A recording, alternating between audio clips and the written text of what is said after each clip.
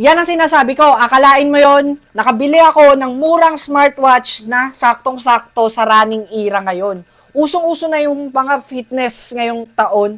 So, hindi tayo magpapahuli. Dapat meron tayong ganitong smartwatch na nabili sa TikTok shop. Ito nga pala yung smartwatch na pwede mong i-connect sa phone mo na kung ano yung detalye ng phone mo is dito rin naka-indicate sa orasan. Napakaganda, sobrang advanced na ng teknolohiya ngayon. Isang mabilisan lang to. Tignan nyo na lang guys kung gaano siya kaganda. Napakaganda at napakalinis niya tignan at sobrang elegante pa. Included na dito kapag nakasuot siya at nakakonect sa Bluetooth mo is meron ng text message na mare-receive, may mga application na yung and syempre, makikita rin kapag tumatakbo ka, lang nakailang steps ka at saka meron din siyang special features na heart rate. So, napaka-elegante na itong smartwatch na to.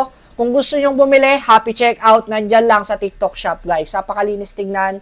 Napakaganda, bagay na bagay. Ayan yung mga application.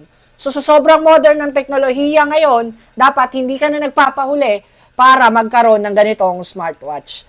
Nasa yellow basket natin yan. Sinasabi ko sa'yo, i-click mo na yan. Ang ganda lang.